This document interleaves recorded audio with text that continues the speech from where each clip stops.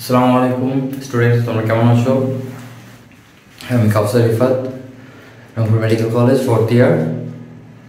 আমি তোমাদের সাথে আছি বায়োলজি মেন্টর হিসাবে। আমাদের গত দুটো লেকচার শেষ হয়েছে।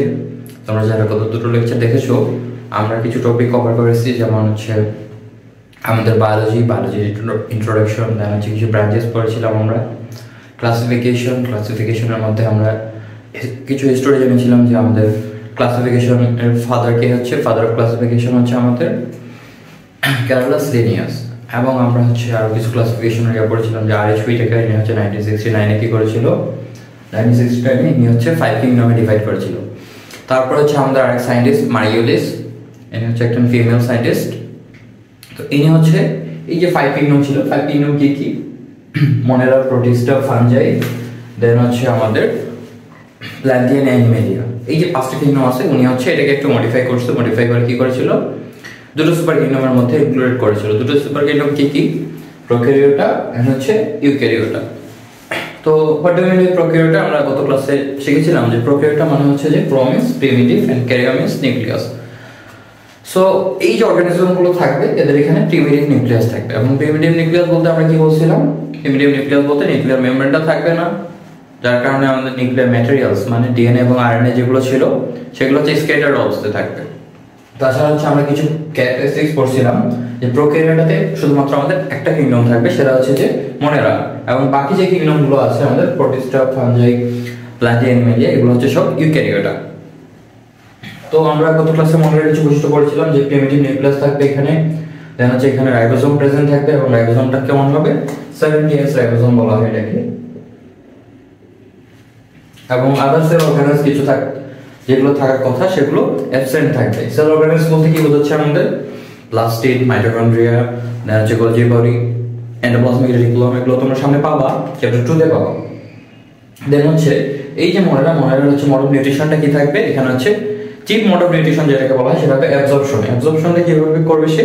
তার যে বডি সারফেস আছে, বডি সারফেসের সাথে দেখা যাচ্ছে যে তার মনে করো যেটা সে খাবে অথবা নিউট্রিশন যেটা নিবে তার সাথে তার বডি সারফেসটা ডিরেক্ট কন্ট্যাক্টে থাকবে, যার কারণে অ্যাবজর্পশনটা সে করতে পারবে। এবং কিছু কিছু অর্গানিজম আছে যেমন হচ্ছে আমাদের ব্লু গ্রিন অ্যালজি, সেখানে হচ্ছে নামটার মধ্যে তোমরা পাচ্ছ যে গ্রিন কথাটা আছে, তার মানে এখানে কি থাকবে?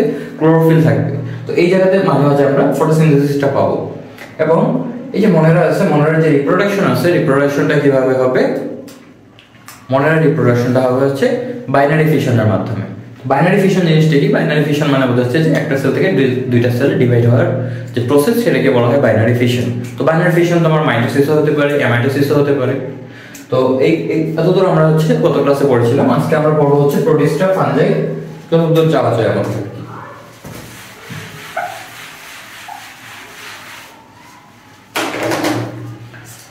তো আমরা কিছু ক্যারেক্টারিস্টিক্স আমরা এর মধ্যেই পাচ্ছি যে এটা কি হবে? ইউক্যারিওটা, মানে এখানে কি থাকবে? আমাদের ট্রু নিউক্লিয়াস প্রেজেন্ট থাকবে, ট্রু নিউক্লিয়াস প্রেজেন্ট। দেন এখানে রাইবোসোম কি থাকবে? আমাদের রাইবোসোমটা কি হবে? রাইবোসোম হবে ইজ প্রেজেন্ট, এবং এটা কি ধরনের হবে? এটা হচ্ছে আমাদের 80S রাইবোসোম বলা হয়। এই রাইবোসোমটা আমরা কই পাবো? এই রাইবোসোমটা হচ্ছে আমরা হায়ার অর্গানিজমে পাবো, এবং অর্গানিজম হতে পারে অথবা প্ল্যান্টস হতে পারে, সেখানে হচ্ছে আমরা রাইবোসোম পাবো 80S রাইবোসোম। এবং এই যে আমাদের প্রোটিস্টাতে যেগুলো অর্গানিজম ইনক্লুডেড থাকবে তার ইউনিসেলুলার হতে পারে, মাল্টিসেলুলার হতে পারে, এবং দেখা যাচ্ছে যে একসাথে অনেকগুলো তোমার বসবাস করতে পারে, যেটাকে বলা হয় কলোনি ফর্ম করতে পারে। তো এইগুলো আমাদের প্রোটিস্টার মনে করো যে জেনারেল ইন্ট্রোডাকশন। দেন হচ্ছে আমরা যদি কিছু পাই তাহলে আমরা একটা ক্যারেক্টারিস্টিক্স পেলাম যে ইউনিসেলুলার হবে অথবা মাল্টিসেলুলার।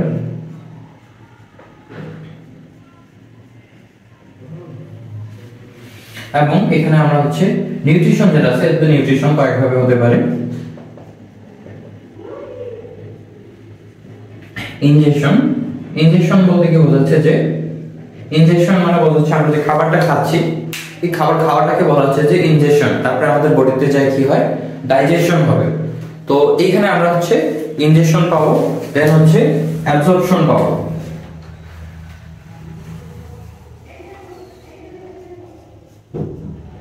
দেন হচ্ছে এখানে হচ্ছে আমরা ফটোসিনথেসিস পেতে পারি।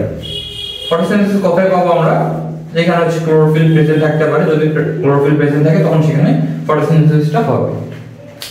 এই গেল আমাদের নিউট্রিশনের প্রসেসগুলো। তারপর হচ্ছে আমাদের আরেকটা জিনিস আসছে, সেটা হচ্ছে যে রিপ্রোডাকশন। তো এদের রিপ্রোডাকশনটা কিভাবে হবে? এদের রিপ্রোডাকশনটা হবে, মনে করো যে কনজুগেশন নামে একটা প্রসেস আছে, সেটার মাধ্যমে হবে।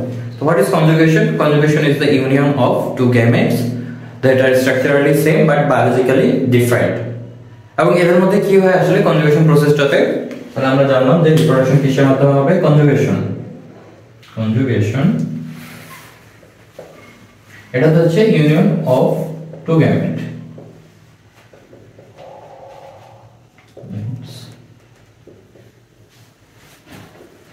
এবং এই যে কনজুগেশন প্রসেসটা আছে, আমরা যদি একটু দেখি ফিগার আকারে,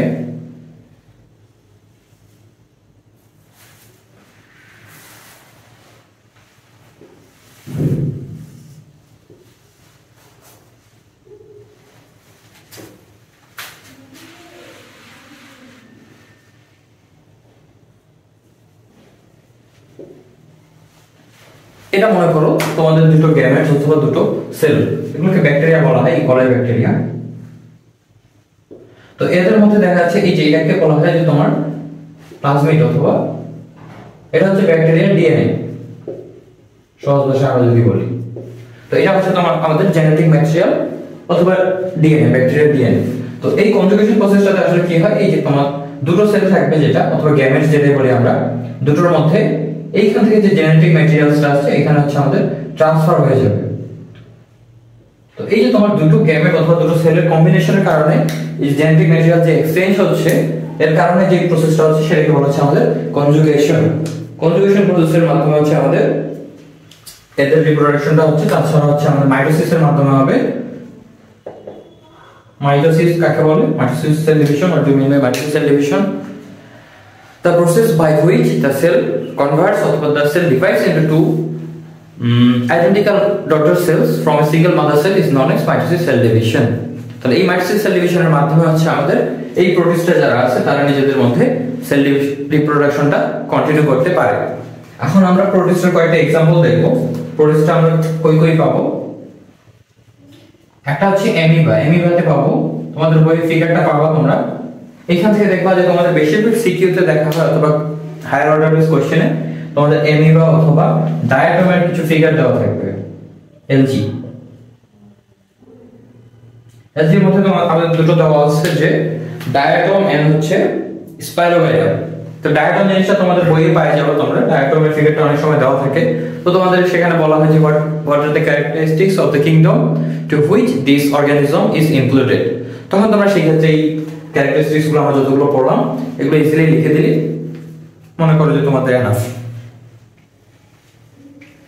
তো এরপর আসছে আমাদের নেক্সট যে কিংডমটা নিয়ে আমরা আলোচনা করব, সেটা হচ্ছে যে ফাঞ্জাই অথবা ফাঞ্জি, যেটাই বলো তোমরা।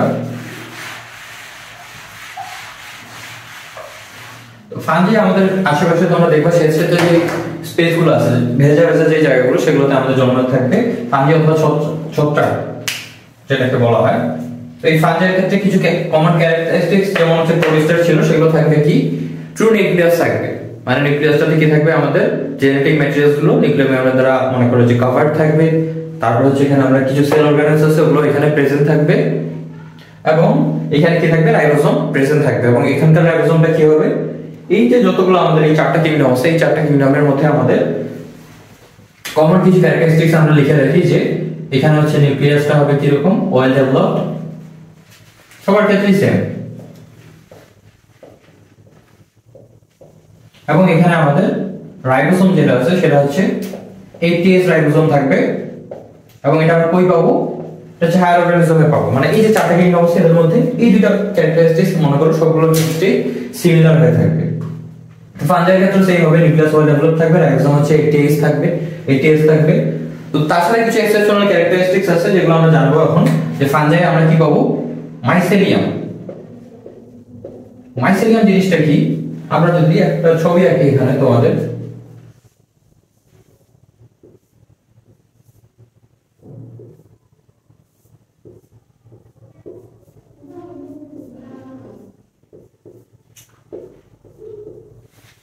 তো এই যে তোমাদের মাশরুম যেটাকে বলা হয়, যে ভেজা জায়গাগুলোতে আমাদের জন্ম হবে এটা, তো তোমরা দেখবা ওর নিচের দিকে একদম শিকড়ের মতো থাকে, এই পার্টটাকে বলা হয় মাইসেলিয়াম। তো মাইসেলিয়াম কি? মাইসেলিয়াম দেখো এটা একটা থ্রেড লাইক স্ট্রাকচার, সুতার মতো একটা স্ট্রাকচার। তোমাদের বইয়ে পাবা যে mycelium are the thread like structures that are found in fungi organisms which are mainly remains under the soil অথবা মাটির নিচে থাকবে আর কি, এটা বলতে গেলে। তারপর হচ্ছে আমরা একটা জিনিস পাবো ফাঞ্জাইয়ের ক্ষেত্রে, এরা কি থাকবে? স্যাপ্রোফাইটিক। স্যাপ্রোফাইটিক কথার অর্থ কি? স্যাপ্রোফাইট মানে বোঝায় যে যারা মৃতদেহ খেয়ে বেঁচে থাকে, মনে করো তাদের চিফ মোড অফ নিউট্রিশনটা, তার নিউট্রিশনটা পেয়ে থাকে হচ্ছে তোমার ডেড বডি থেকে। তো যারা এরকম ডেড বডি থেকে নিউট্রিশন পেয়ে থাকে তাদেরকে বলা হয় স্যাপ্রোফাইটিক অ্যানিমালস। তাহলে ফাঞ্জাই হচ্ছে আমাদের কি থাকবে? স্যাপ্রোফাইটিক অর্গানিজম হবে। তাছাড়া হচ্ছে এখানে আমাদের তোমাদের বই দেওয়া আছে যে ফটোসিনথেটিক অ্যাপারেটাস। ফটোসিনথেটিক অ্যাপারেটাস কি? ফটোসিনথেটিক অ্যাপারেটাস হচ্ছে আমাদের ক্লোরোপ্লাস্ট, মানে ফটোসিনথেসিসের জন্য যে রেসপন্সিবল থাকবে তাকে বলা হচ্ছে আমাদের ফটোসিনথেটিক অ্যাপারেটাস। এটাকে ক্লোরোপ্লাস্ট। তাহলে ক্লোরোপ্লাস্ট এখানে থাকবে। তোমরা যদি মনে করো এই যে মাশরুম আছে, মাশরুমের যদি ছবিটা দেখো, দেখবা একটা মানে কালারটা ব্রাউন শেড অথবা সয়েলের যে কালার থাকবে সেরকম থাকবে। তো এটা গ্রিন কালার থাকবে না, কারণ হচ্ছে তোমার এখানে ক্লোরোপ্লাস্টের প্রেজেন্সটা থাকবে না। তো এখান থেকে তোমাদের অনেক সময় একটা মনে করো কোয়েশ্চেন থাকে যে এই ফাঞ্জাই কেন অটোট্রফিক না? তো আমরা আরো দুইটা টার্ম নিয়ে আলোচনা করবো, সেটা হচ্ছে যে অটোট্রফিক এন্ড হেটারোট্রফিক। অটোট্রফিক বলতে কি বোঝাচ্ছে? অটো মানে হচ্ছে নিজে নিজে হয়ে যাওয়া অথবা নিজের মধ্যে করে ফেলা। তো অটোট্রফিক মানে বোঝাচ্ছে আমাদের প্ল্যান্টস কে বোঝায়, মানে প্ল্যান্টস হচ্ছে নিজের খাবার নিজে তৈরি করতে পারে, এই জন্য ওকে বলা হয় অটোট্রফিক। এবং আমরা দেখা যাচ্ছে আমরা কি নিজের খাবার নিজে তৈরি করতে পারি না, এই জন্য আমাদেরকে বলা হয় হেটারোট্রফিক। তো ফাঞ্জাইয়ের ক্ষেত্রে দেখা যাচ্ছে এখানে ক্লোরোপ্লাস্ট নেই, দেখতে অনেকে বলতে পারে যে গাছের মতো, তার মানে এটা হচ্ছে তোমার অটোট্রফিক হবে হয়তো, বাট এখানে ক্লোরোপ্লাস্টের প্রেজেন্সটা থাকবে না, অথবা ক্লোরোফিল যেটাকে বলা হচ্ছে ক্লোরোফিলটা প্রেজেন্সটা থাকবে না, যার কারণে এই হচ্ছে তোমার অটোট্রফ না। তো এই কোশ্চেনটা তোমাদের কম্প্রিহেনসিভ বেস অনেক সময় থাকবে, তো তোমরা এটা অ্যানসার করার চেষ্টা করবা। এবং এদের mode of nutrition, mode of reproduction যেটা আছে, কিভাবে রিপ্রোডাকশন করবে, এটা হচ্ছে স্পোর ফর্মেশনের মাধ্যমে করবে। স্পোর ফর্মেশন জিনিসটা কি? স্পোর ফর্মেশন হচ্ছে আমাদের কাইন্ড অফ অ্যাসেক্সুয়াল রিপ্রোডাকশন। আমাদের রিপ্রোডাকশন আসলে দুই ধরনের আছে, একটা হচ্ছে সেক্সুয়াল রিপ্রোডাকশন আর একটা হচ্ছে অ্যাসেক্সুয়াল রিপ্রোডাকশন। তো সেক্সুয়াল রিপ্রোডাকশন মানে বোঝাচ্ছে এখানে আমাদের দুটো গ্যামেট, মেল গ্যামেট এবং ফিমেল গ্যামেটের ইউনিয়ন হয়ে থাকে। আর অ্যাসেক্সুয়াল রিপ্রোডাকশন মানে বোঝাচ্ছে তোমার মনে করো কোনো একটা বডির পার্ট থেকে একটা পুরো অর্গানিজম আবার নতুন ভাবে ডেভেলপ হলো, তাহলে এটাকে বলা হয় অ্যাসেক্সুয়াল রিপ্রোডাকশন। যেমন তোমাদের মনে করো পাথরকুচির পাতা দেখে থাকবা অনেকে, যে পাথরকুচির পাতা কোথাও ফেলে রাখলে সেখান থেকে একটা নতুন গাছ হয়ে যাচ্ছে। তো এই যে বডির পার্ট থেকে একটা নতুন মনে করো অর্গানিজম অথবা প্ল্যান্ট জন্ম নিচ্ছে, এটাকে বলা হয় অ্যাসেক্সুয়াল রিপ্রোডাকশন। তো আমরা যদি দেখি এই যে ফাঞ্জাইয়ের ক্ষেত্রে, জাস্ট ফাঞ্জাই বলতে তোমাদের জাস্ট মাশরুমই থাকবে এরকম না।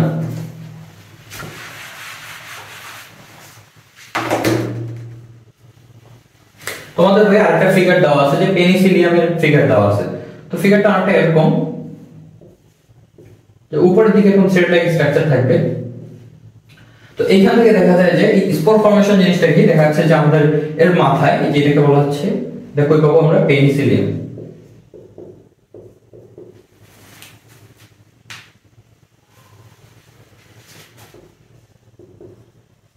তো এই পেনিসিলিয়ামের মাথায় দেখা যাচ্ছে এই জায়গাটা ফুলে যেতে পারে, ফুলে যায় এখানে কিছু স্পোর ফর্মেশন হতে পারে। এই স্পোর তৈরি হওয়ার পরে এখান থেকে দেখা যাচ্ছে বার্স্ট আউট হয়ে প্রত্যেকটা এরকম স্পোর হয়ে ছড়া করতে পারে। এইভাবে দেখা যাচ্ছে যে অনেক সময় তাদের রিপ্রোডাকশনটা হয়ে থাকে। তাহলে আমরা কিছু ক্যারেক্টারিস্টিক্স পেয়ে থাকলাম, যে ফাঞ্জাই হচ্ছে কি থাকবে, এখানে মাইসেলিয়াম থাকবে। মাইসেলিয়ামটা কি? A thread like part found in fungi organism বলতে পারো, অথবা মাশরুম। স্যাপ্রোফাইটিক মানে বোঝাচ্ছে যে ডেড বডি থেকে মনে করো সেই নিউট্রিশনটা পেয়ে থাকবে। দেন হচ্ছে ক্লোরোপ্লাস্ট এখানে কি থাকবে? অ্যাবসেন্ট থাকবে না প্রেজেন্ট থাকবে? এখানে অ্যাবসেন্ট থাকবে। দেন হচ্ছে মোড অফ রিপ্রোডাকশনটা কি হবে? স্পোর ফর্মেশন আমি দেখাই দিলাম যে এটা মনে করো পেনিসিলিয়াম, এখানে হচ্ছে আমাদের মাথার দিকে মনে করো ওই জায়গাটা সোয়েল আপ হয়, ওখানে স্পোর ফর্মেশন হতে পারে, জেনেটিক ভাবে হতে পারে। তারপরে সেটা বাস্ট আউট হয়ে তোমার স্পোরগুলো চারদিকে ছড়িয়ে পড়লো। এই যে স্পোর ফর্মেশন, এটার মাধ্যমে সে হচ্ছে নিজেদের রিপ্রোডাকশনটা করতে পারে। তাছাড়া এখানে মাইটোটিক সেল ডিভিশনটা আমরা পেতে পারি। বাট মেইনলি হচ্ছে রিপ্রোডাকশনটা হচ্ছে তারা স্পোর ফর্মেশনের মাধ্যমে করে থাকে। স্পোর ফর্মেশন আর মাইটোটিক ডিভিশন বলতে পারো, মাইটোটিক ডিভিশন।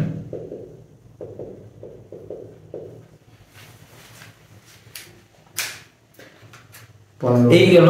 আর আমরা আরেকটা তথ্য পাবো যে তোমাদের এমসিকিউ তে এই তথ্যটা অনেক থাকে যে cell wall is composed of chitin.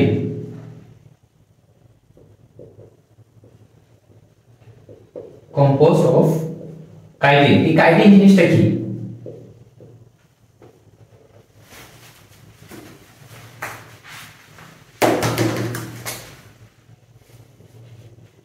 এই যে কাইটিন ওয়ার্ডটা আছে, কাইটিন বলতে বোঝায় আমাদের একটা গ্লুকোজ। গ্লুকোজ যে আছে তোমাদের মনে করো C6H12O6, গ্লুকোজ যেটা আছে, গ্লুকোজের সাথে দেখা যাচ্ছে কিছু নাইট্রোজেন মিলে একটা কমপ্লেক্স সাবস্টেন্স তৈরি করে যেটাকে বলা হয় কাইটিন। তো এর যে সেল ওয়ালটা আছে সেখানে হচ্ছে আমরা কাইটিন পেয়ে থাকবো। এক্সাম্পল হিসেবে আমরা বলছি যে একটা পেনিসিলিয়ামে পাবো, মাশরুমে পাবো। তাহলে এই হলো আমাদের ফানজাই নিয়ে পুরোপুরি আলোচনা, এবং প্রোটিস্টা আমরা তো আলোচনা করলাম। আজকে এই পর্যন্তই আমাদের ক্লাস, এখানে সমাপ্তি হচ্ছে। নেক্সট ক্লাসে তোমাদের সাথে আবার দেখা হবে ইনশাআল্লাহ। ঠিক আছে, ধন্যবাদ।